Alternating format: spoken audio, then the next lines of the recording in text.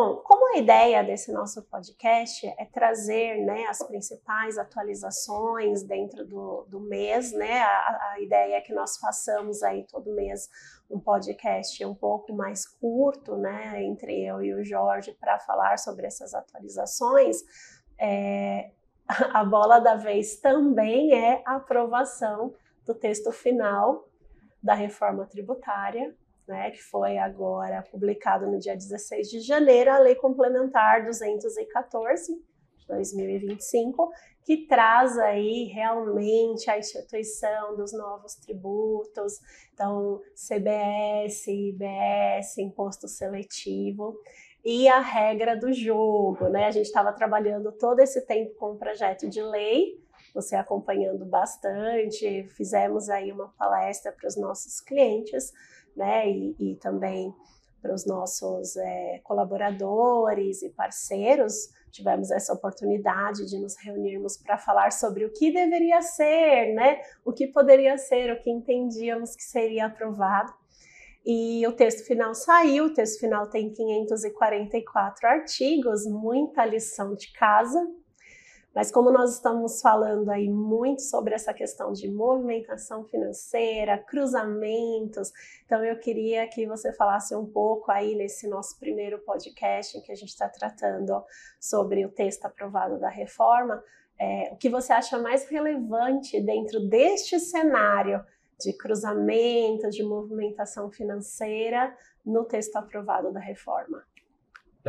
Assim, Patrícia, é muito engraçado, porque na mídia, a reforma está sendo falada sobre a alíquota da carne, a alíquota entrou na cesta básica, não entrou, vai ser 27,5%, vai ser 28%, vai ser 26,5% e assim por diante. Então, essa discussão é o que acontece aí na mídia, nas redes sociais. O que pouco está se debatendo é um termo em inglês que eu tenho até dificuldade de falar, que chama split payment. Isso mesmo. Que o nosso português aqui é divisão de pagamento. Isso mesmo. Isso já deve entrar em vigor em 2027. Não sabemos se em 2026 vai ser possível, mas pode ser que o governo já crie esse mecanismo. Aí sim, a história que eu estava falando do artigo que o gato subiu no telhado. Por quê?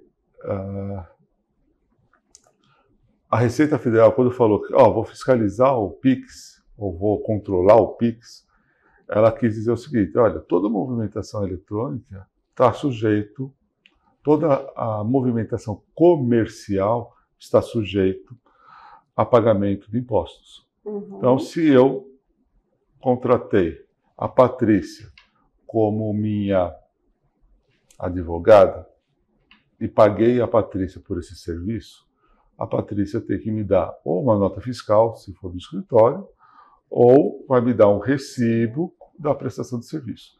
E a Patrícia, nesse momento, tem que pagar os tributos que ela deve. Perfeito, na modalidade em que eu preferi me organizar, ou em sociedade conjunta, ou individual, ou autônoma, na modalidade em que eu presto o serviço. Então, você é uma prestadora de serviço. Vamos tirar a Patrícia, vamos pegar uma comum que a gente faz, manicure, por exemplo. Sim. Tá? A gente vai, as mulheres vão muito em salão e fazem lá o pagamento do serviço. No ato desse pagamento é o que vai existir o split payment, que é a divisão do pagamento. Então vamos imaginar que você foi fazer um cabelo, unha, não sei o que, vai gastar lá. Outro dia eu fiquei assustado, mas vamos falar em R$100 só para a gente fazer o número. Fazer o número redondo. Eu tenho 3 mulheres em casa, você Sim. imagina quando eu fico assustado quando elas vão no salão. Totalmente. Aí, o que acontece? R$100. Na hora que eu for pagar esses R$100, sendo uma movimentação comercial, aí vai ser exigido o pagamento do imposto. Perfeito. Então, eu, Jorge, fui pagar o salão R$100, e o imposto for 26%, eu vou pagar R$ 126. Nesse momento, R$ 100 vai lá para o salão e R$ 26 vai direto para o governo. Isso é o chamado split payment. Por isso que eu escrevi que o gato subiu no telhado. A Receita está avisando, olha, a partir de um determinado momento, não sei se 26 ou 27, qualquer relação comercial, Pix, cartão de crédito, débito, boleto, qualquer transação comercial vai ter o destaque do imposto. E quando quem estiver pagando por aquele produto ou serviço vai pagar o imposto a mais ali. Vai começar com uma divisão entre federal e estadual, mas essa é uma preocupação muito importante para tanto os prestadores de serviço quanto os comerciantes, os empresários que mexem no comércio. Por quê? Porque a partir de 26, e aí é certeza que é em 26, você vai precisar ter 2 preços na nota fiscal. Sim. Provavelmente 2 preços no recibos também. Quais são os 2 preços? É o preço atual, que você já pratica. Que são os tributos por dentro, né? Calcula-se o custo e os tributos e chega-se a um valor final de venda, um preço de venda do produto ou do serviço. Porque hoje você pega os R$100 e abate os impostos. Sim. E sobra para você lá R$90, R$95. Perfeito. Tá? É o que a gente chama imposto por dentro. A partir de janeiro de 26, eu vou ter que ter esses R$100, que é o que eu já pratico hoje, e vou ter que saber qual é o meu preço sem imposto. Então, o meu preço sem imposto é 95, então vai ter um preço R$100 e um preço 95.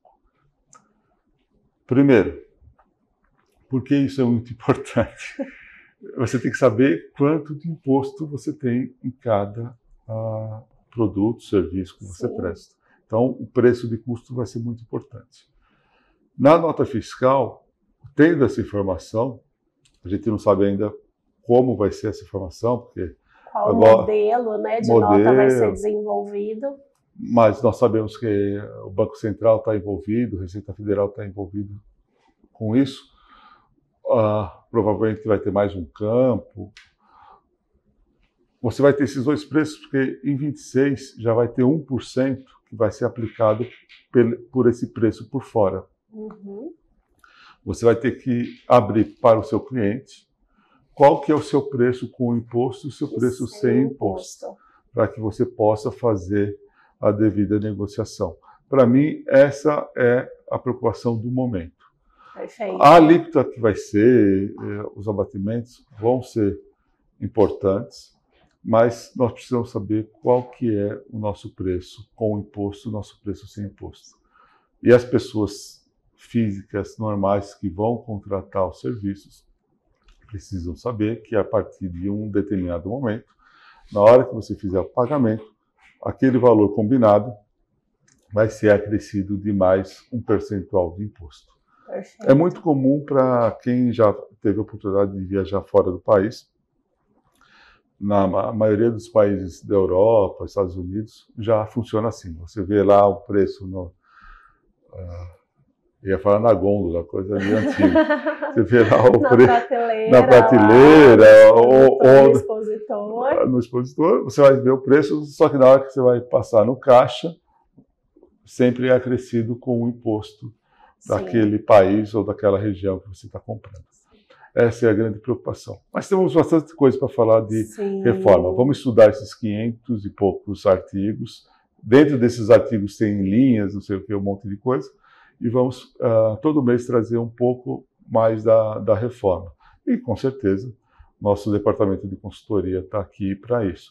Mas também acho que não é o momento de a gente sair correndo com isso. Vamos entendendo, em casos, nós vamos falar com cada cliente, nossa equipe, nós dois pessoalmente, nós vamos falar com cada cliente sobre isso, para que vocês saibam qual como vai ser o impacto da reforma para cada um de vocês.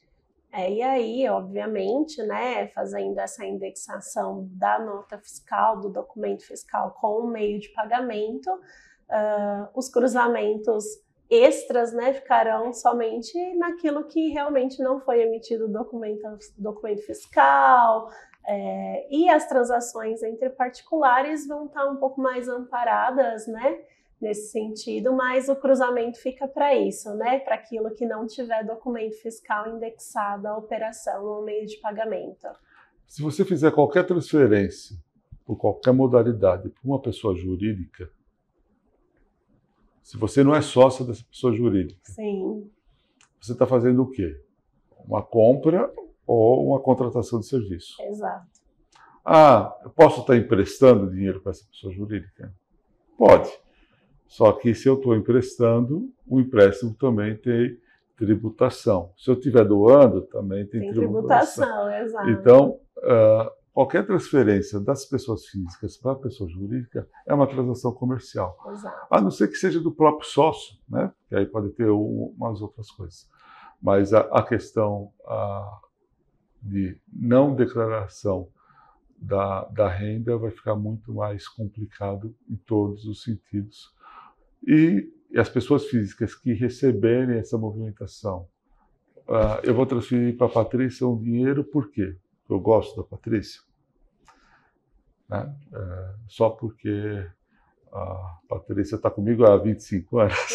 Não, então eu vou fazer uma doação. Se for doação, é tributado. Se não, é uma prestação de serviço. E aí vai ter outra tributação. Vamos ver, é importante que as pessoas saibam isso.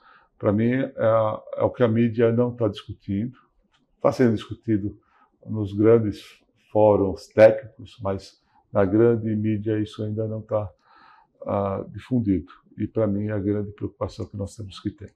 Principalmente para o consumidor, que vai ter que se adaptar e a entender que o valor da contratação do serviço ou o preço de compra vai ser acrescido de tributos ali no momento do caixa, ali do pagamento final, e é uma mudança de cultura, né, que nós vamos ter que se adaptar aqui no Brasil, para quem não está acostumado com esse tipo de contratação. Bom, Jorge, muito obrigada. Obrigado a você, Patrícia. Eu acho que esse bate-papo vai ser importante a gente fazer mensalmente. Sim. Porque a reforma começa agora e é previsto até 2033. 2033, com o término do... 32 termina, né? Então, efetivamente... em 33. Então, temos bastante coisas. E uma coisa que, infelizmente, não mudou. Vai continuar tendo mudança nos outros impostos, como ainda, mesmo com toda a adaptação que temos que fazer à reforma, o governo federal, estadual, municipal, pode continuar mudando as leis atuais. Isso complica bastante. Complica. Já vimos isso, né, nesse início de ano, renovação de incentivos, benefícios fiscais alterados. Então, muito trabalho aí para os contadores. A reforma vai trazer ainda muito mais trabalho para nós. Vamos debater isso toda semana. Estamos atentos. Fora o trabalho aqui da CEGET, eu tenho um trabalho voluntário no Sindicato das Empresas de Contabilidade. E lá nós conseguimos acompanhar algumas coisas até previamente, antes das mudanças. Vamos sempre trazer isso aqui para você, se você deixar eu vir todo mês aqui. Com certeza, convidadíssimo.